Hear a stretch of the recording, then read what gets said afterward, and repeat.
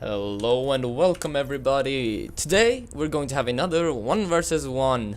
A match that was submitted to reddit.com/r/castit by our terran player here, Teuskiz something.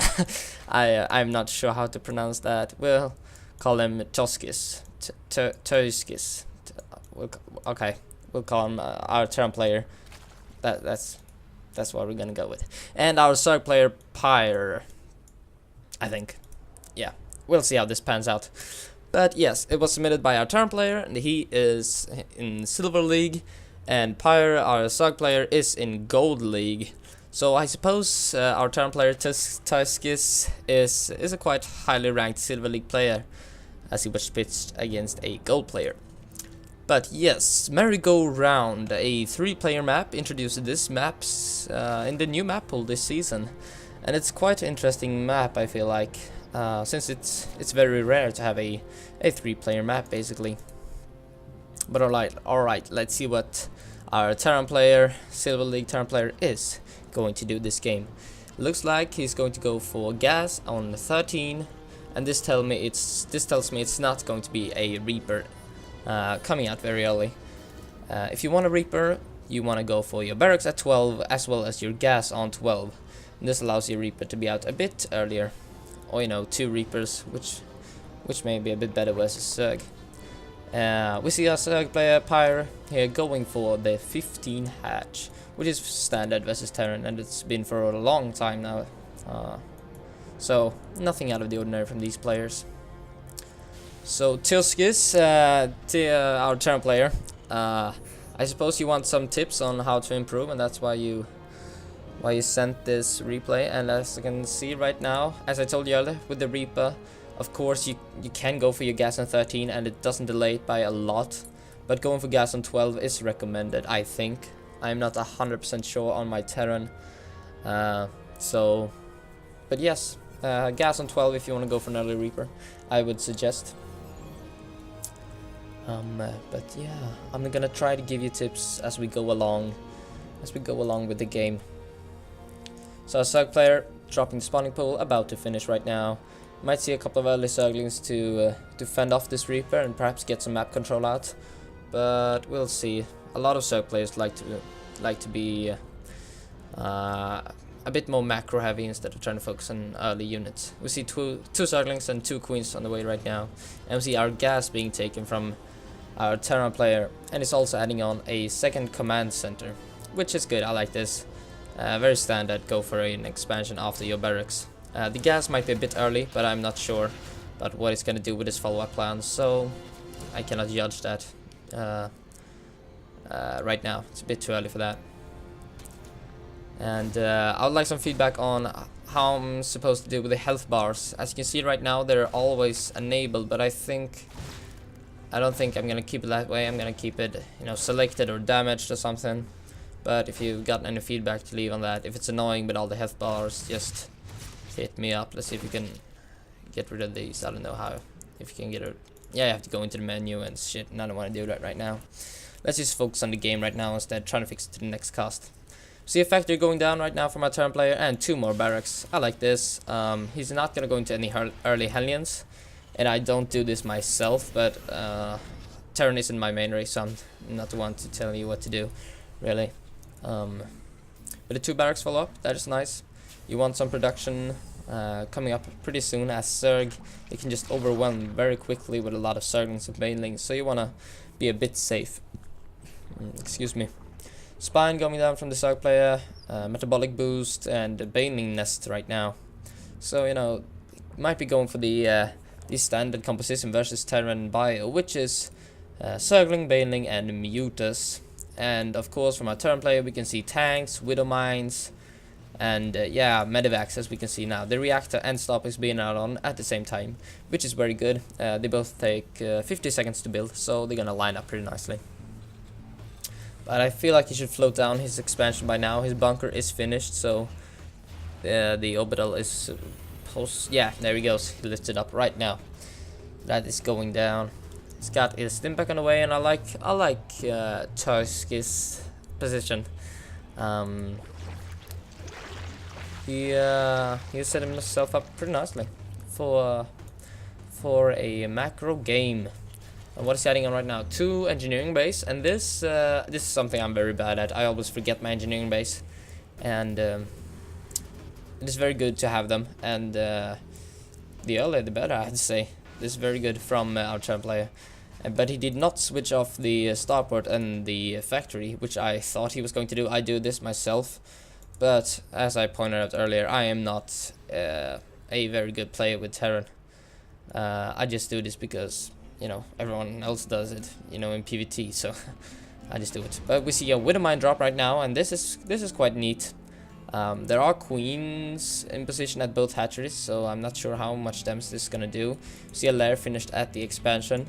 And by the way, this lair at the expansion, I think this is for the extra health at the expansion. As this is a much more vulnerable base, you can add on the lair at the expansion to get more HP on it. But yeah, that was just a fun little thing, I guess. See, +1/+1, and Stimpak's about to finish. Here we go, the Widowmine's being dropped right now. Unloading them on the fly, this is very good. He spots the Spire as well, so I think our terran player is playing very well right now. How many workers has he killed right now? 3 so far. Another Widowmine goes down, and boom, that was a nice hit. 7 workers has gone down now, and this is very nice. Nicely done from our terran player, and these are not going to get cleaned up. The Overseer is not going to finish on time, and this Widowmine is going to get another hit off. And it looks like Pyre, yeah, the Overseer is at the top, so he's going to get this Widowmine, but not this one here over here, and he gets another hit off. How many did he get? Only 1 more, so not a huge hit there on the second one, but still a very nice play. I think he only lost 2 Widowmines, so that was definitely worth it. Now we see Hellions coming out, 1 Marauder and a lot of Marines. I like this. Combat shield is already started. I see no mistakes here. Of course, there are some things you can, you know, some milliseconds you can improve, but I feel like this build from our terran player is very solid and is ahead of the soccer player right now by 10 supply. Should add on supply depots. He is supply blocked, unfortunately, and no, adds on a 3rd as well. That's very good. You don't want to get trapped on 2 bases versus Zergs. They can just overwhelm you. Should ramp up his SV production, though. He's quite low on SVs. Let's look at the income. Yeah, he's behind by 6 harvesters right now. Here we go, a push coming out from Teuskiz, and he's ahead right now by 17 armor supply. So this push can do a whole lot. Banelings and Zerglings out right now from Pyre. No Baneling speed done yet, centrifugal hooks. They are on the way right now, and oh no, this could get nasty. Ooh, picks up in the last second.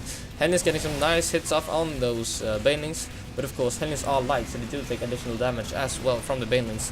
A nice load of position here. The Zerglings can't get full surface area, and the Marines can do a whole lot of damage. Combat shield finishes as well, and with Stimpak in this medevac, he can do a lot of damage here with this Marine Marauder force.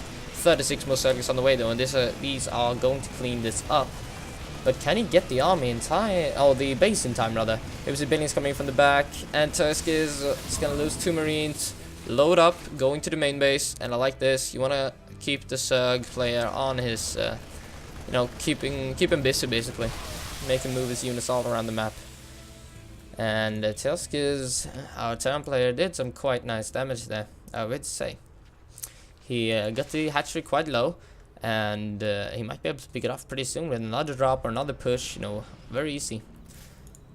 Pyre, he is trying to force, Teuskiz is trying to force up all of the Zerglings here with this 1 Marine, and that's quite neat. He has got a lot of time here to move around with this medevac, and yeah, we see Mudas popping right now, but we see also a turn player reinforcing with Marines and Marauders. We see 2 more medevacs, and remember that with the booster, the medevac is actually faster than the mutas. So the medevac is going to escape right now, and it might get a muta. No, it's not. And here we see, let's have a look at the push right now from our turn player. Scanning to pick off creep tumors. Yes, gets 1. Steaming up into the main, or the natural rather. Getting a spine crawler. And what is the upgrades of Pyre? 1-1 versus 1-1. See 2-2 not being started right now from Teuskiz, and that is a mistake. I would say he should add on the armory. And then we see the mutas coming in to clean this up. Can he boost away? Yes, he does. Oh no, going the wrong direction, but he saves the one that's got all the units in it. Now he should drop. No, he should have dropped on the fly.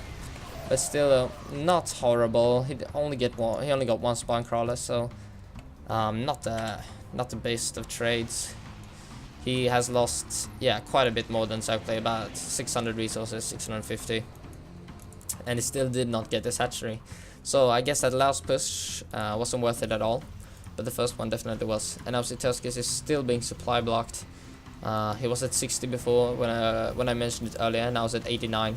He should really fly down this expansion to try to get an equal basis with the Zerg.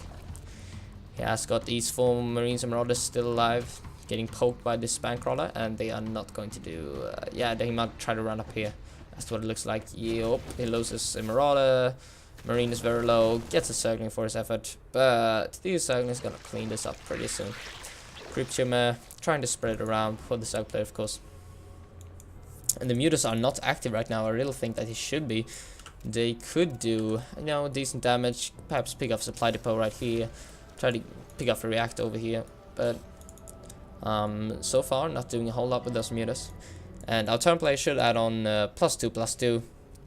They could have been finished by now, and he could have started 3-3 as well. So you need to think about those upgrades. They are very important. They can do a lot of difference. They can make a difference in you know, every engagement. So they are very useful. And here we see a 4th base being taken right now, and a 5th, and this 3rd has still not been lifted off, and he's probably gonna land it over here, and then mine from the 4th and the 5th as well.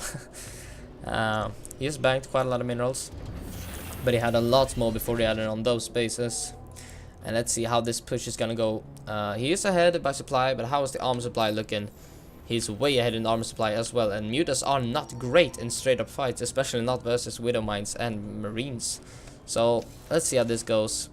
With the no units being added on from the Zerg player, he really needs those by now, and he does spot this push now. But he hasn't spotted the entire army, but I think he suspects something is on the way, and yes, he's gonna come out here and clean up those Marines. Trying out on the Cryptium, that's not gonna work. And we see Hive being started right now for the Zerg player, and this could be, of course, for Ultralisks and, you know, 3-3. And I think it's good to get your Hive up at a decent time, because Broodlords and Ultralisks are quite amazing in TvZ, especially Ultralisks nowadays. It's not like the Broodlord Infestor era in Wings of Liberty, which was, you know, it was interesting. Let's just put it that way. 4th and 5th bases are now done. He might turn those into planetaries to be a bit safe, but we'll see. Teuskiz is ahead right now by 20 supply, and he's doubling the armor supply of our Zerg player, and I see no reason for him not to push out there. The Zerg player is not producing anything. He's got a lot of larvae, but he's not producing anything. He's got 30 larvae. He can turn those into about 20 mutas and you know, 10 links or whatever he wants. He's got a lot of minerals and gas. But let's look at the structures really quickly. He has got an infestation pit up, of course, for that Hive. Oh, 21 mutas coming in right now, and these might be a bit too late if Teuskiz is pushing out right now. Here he goes, trying to force these units into the Widow Mines, and there we go, a couple of hits going down. 4 Widow Mines going off, and he's got his boom. Boom. Okay, he makes it out. That was a bit scary. Of course, our turn player Teuskiz, I think. I'm sure, I'm 100% sure I'm not pronouncing that right. But if you want to practice Marine Splits, you can always go to Marine Split Challenge in the arcade to practice your Marine Splits. But here we see trying to take out this very low hatchery. And what are these 50 Zerglings coming in right now? These are not going to do anything. 2-2 Marines and Marauders. Oh, are they 2-2? No, they 1-1 still. Yeah, he should have had 2-2 and almost 3-3 by now.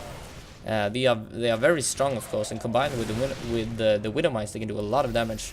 All the Widow Mines getting cleaned up though, which is good for our Zerg player Pyre. And now Teuskiz, he should back off. He wants to keep his army alive for as long as possible. And if he stays here, it could get dicey. We see a couple of more banelings coming in. Centrifugal hooks is of course done. And if our turn player is very unlucky, he can get caught off guard with a couple of banelings. So we should back off and just try to macro up again. Try to get off this hatchery and just force the Zerg player to GG out. But no, he's gonna push up here, and it might still work. You know, he's got a big army right now, so 100 armor supply, 261. But I could quickly change with a couple of banelings hits. The banelings rolling in. He's pulling back his Marines very beautifully, but the banelings are still rolling through, getting a couple of Marines The armor supply, no, the supply is quite similar, but no, Teuskiz is just gonna roll in here, and as I said earlier, Mutas are not good at all in straight up engagement versus Marines, and he's just gonna get this base. GG is called, and Teuskiz, our Zerg player, is gonna take out our our Terran player is gonna take out the Gold Zerg player. Teuskiz staying in the game for quite a while, celebrating his amazing victory. Okay, so a couple of things you could have done better was, of course, the upgrades, as I mentioned earlier. They are very important in CVT, and they greatly benefit the Marines, which are the backbone of the army, of course, in TvZ. You build them quite a lot, and this base, you built 2 extra, but you didn't float this down, so I don't know about that. You should have floated it down and secured your 3rd base a bit earlier. But I think you had a good build order and a good army composition, so nothing to complain about there. Just a few small things, and of course improve your mechanics, try not to get supply blocked as often, and yeah, otherwise well played, and please do submit more games to reddit.com/r/castit. There are a few games there still needed to cast it, but you know, always good to have more games. So yeah, see you later, I guess. Bye.